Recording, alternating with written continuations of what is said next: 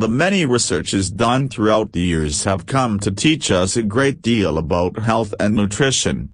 We now know more about healthy eating habits and the effects of our diets on our lives and well-being.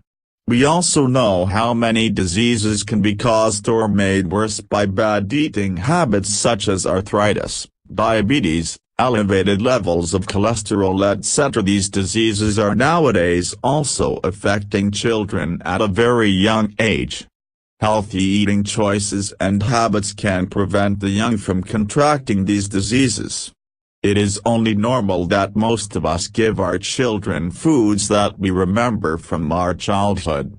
Food traditions are a major part of culture. On the other hand, there is nothing wrong with adjusting old recipes to a healthier, leaner version. There is also nothing wrong with adopting new recipes to include different food types. A mix and match of old and new in a balanced and healthy way. Balance is always a good way to go. First, here is some information about food types and portions that are good for our kids. Nutritional knowledge keeps changing and evolving. Each new study comes up with new results, and this can be confusing to most parents. However, it has been established that having a plenty of some foods is unhealthy.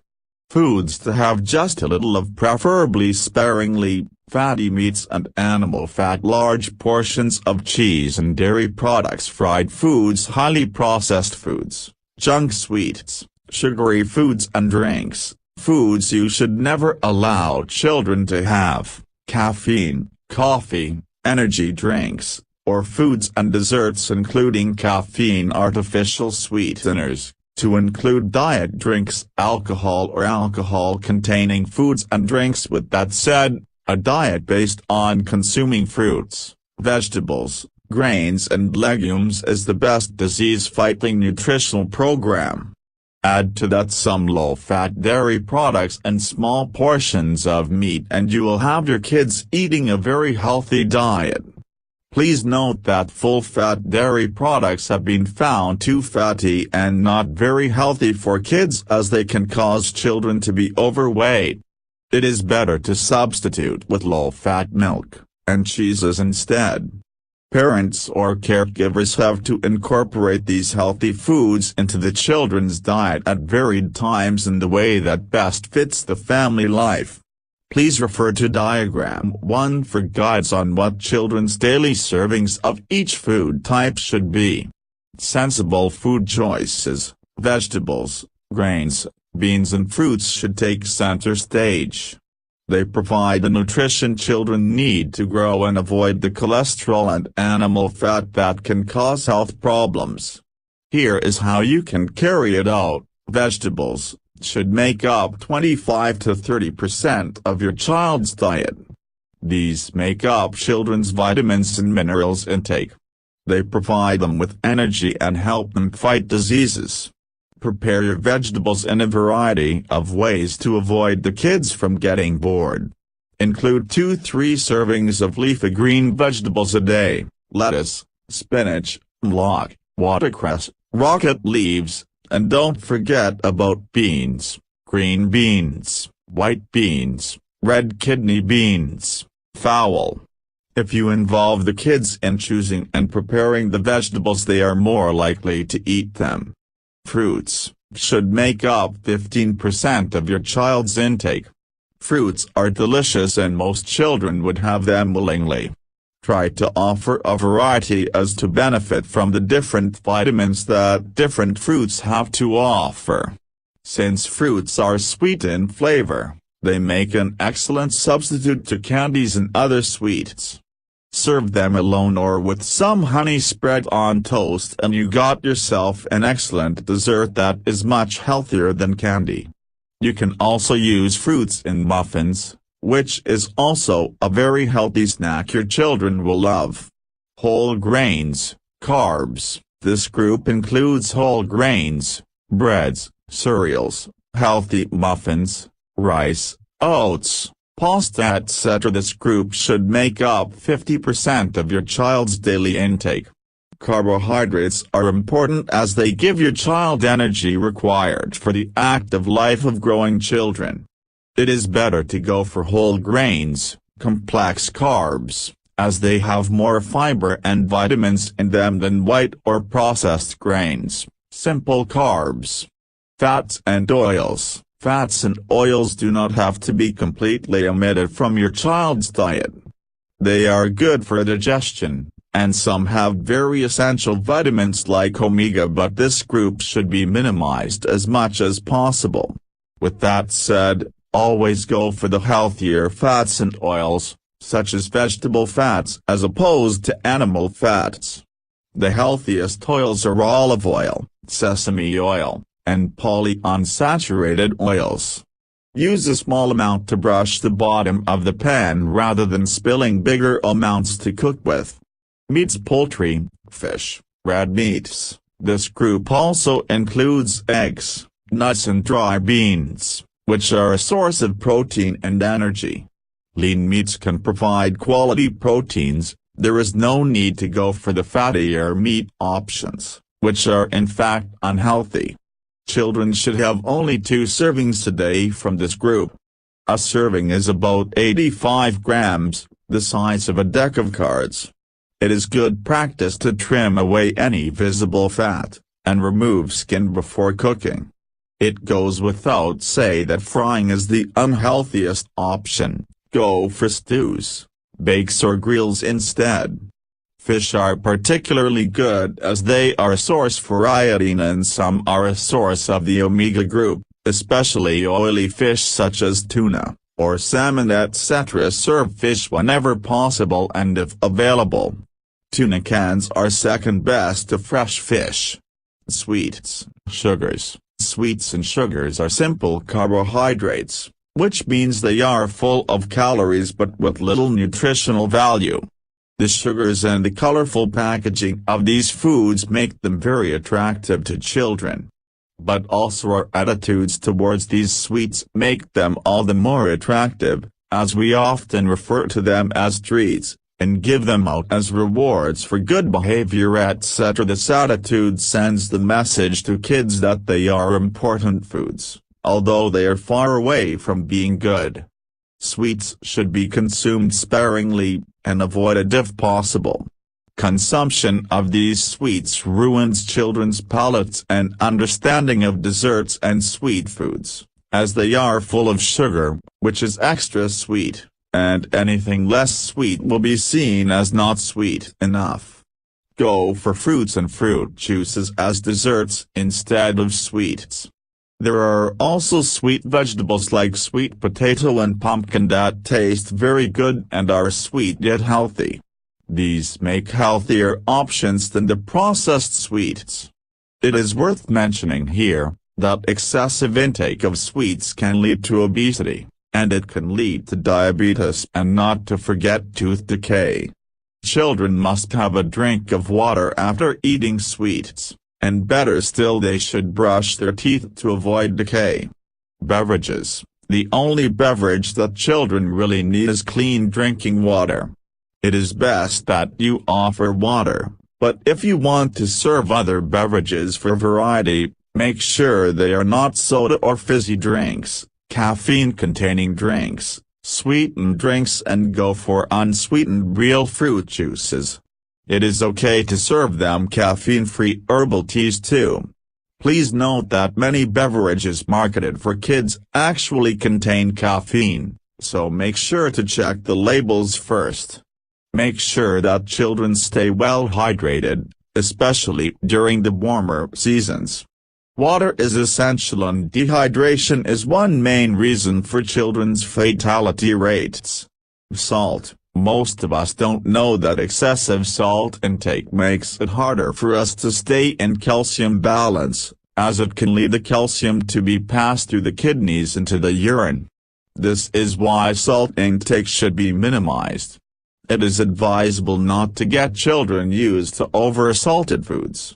If you do not have access to fresh fish, iodized salt makes a better option because of its iodine content. Yet, even then, salt has to be minimized. With all that in mind, A balance is always a good way to go. It is okay to have fast food, and even sweets occasionally. The damage happens when that is all that the children consume and when consumption is regular. We are here more concerned about children's daily diet and daily intakes, rather than occasional indulgences. Just bear in mind that because children are unaware of the many health benefits and threats, it is harder to stop them from making bad choices once they get in the habit. This is exactly why it is better to minimize the intake of those foods. Another point worth considering is that some foods, such as sweetened jellies and jams which we tend to give as snacks, can satisfy kids' hunger temporarily but ruin their appetites for the healthier main meals. Therefore, try to keep snacks as healthy as possible and leave occasional treats to just occasional times. Simple healthy meals for kids. These suggested simple healthy meals are to give you an idea, but use them as guidelines and fill in other similar options as suits your family needs, food preparations and available foods at your local area. Recipes are in the recipes section. Breakfast: hummus spread on 1 slice toaster, 1/2 pita bread topped with chopped tomatoes or cucumbers. Fowl made with sesame tahina on 1 slice toaster, 1/2 pita bread topped with tomatoes or cucumbers. Whole grain cereal, or vitamin-fortified cereal with low-fat milk. Chopped fresh fruits with yogurt or cream cheese and 1 toast. Plain or fruit pancakes with honey and chopped fresh vegetables, banana muffins and chopped fresh fruits and 1/2 cup skimmed milk, 1 boiled egg with 1 tablespoon labneh and bread. Za'atar, labneh, or cream cheese sandwich with chopped tomatoes or cucumbers. Omelette made out of 1 egg, 1/2 small onion chopped tomatoes and chopped capsicum. Fried in a pan lightly brushed with olive oil. Lunch: raw or cooked vegetables, baked potato and tuna salad. Filling for baked potatoes: rice and your favorite stew with meat or chicken cubes, example, mloki and chicken. Peas and carrots stew with beef cubes, green beans stew or fasulia with lamb cubes. Soups with the slice of bread or cubed toasted bread: dry lentil soup, chicken soup, vegetable soup, and 1/2 grilled chicken breast or a small piece of steak. Simple spaghetti with minced veal and a bowl of green salad on the side. Very simple vegetable and chicken lasagna and a bowl of salad on the side. Stuffed potatoes with minced meat or cooked chicken pieces and a bowl of salad on the side.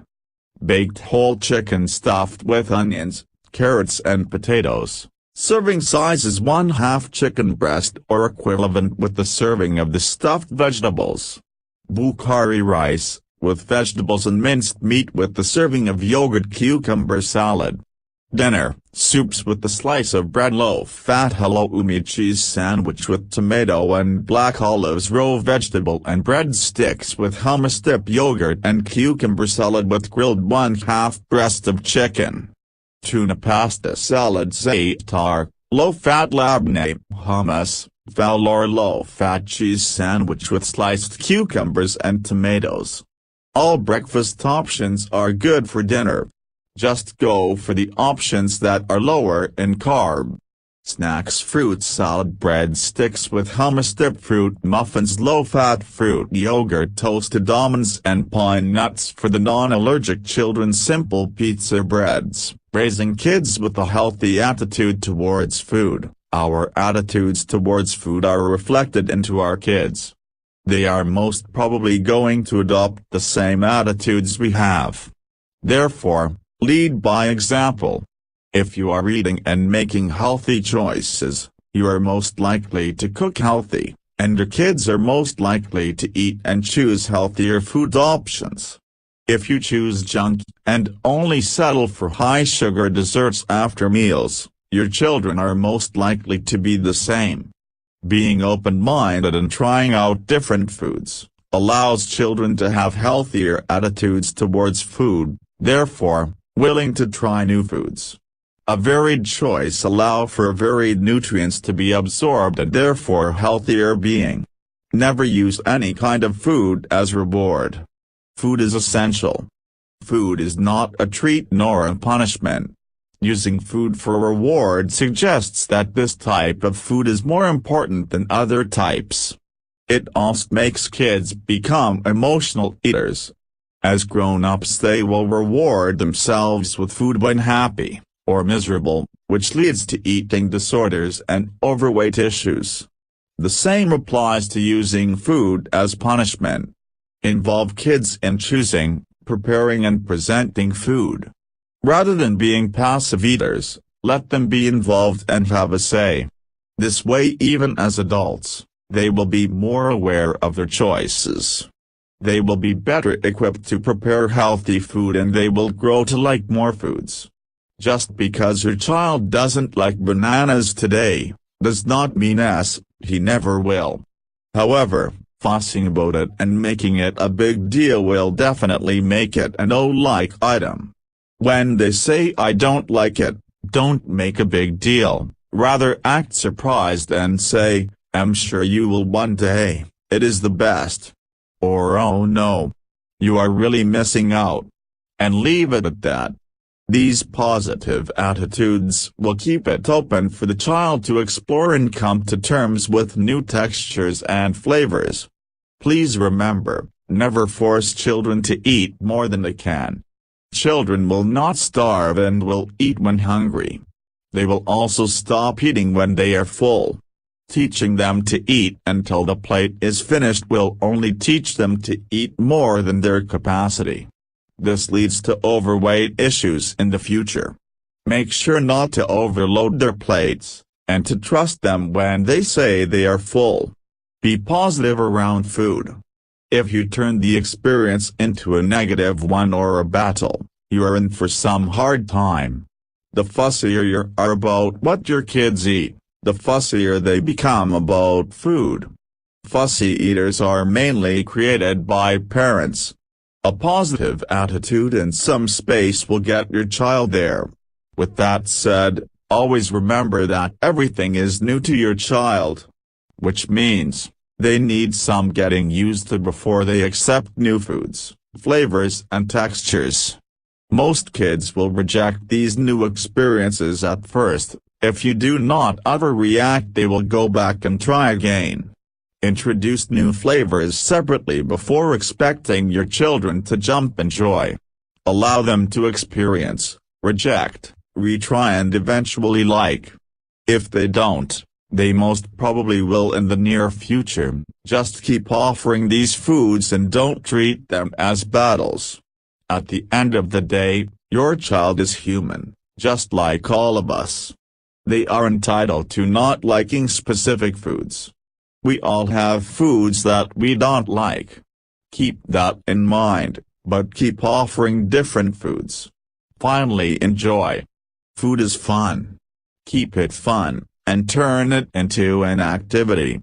Cooking is a very accessible activity that does not require extraordinary setup. Even boiling an egg is fun for your child. Cook with them, and rave about how good they cooked it and how super they are as helpers and cooks. This allows you to spend quality time with your kids without any extra measures or requirements.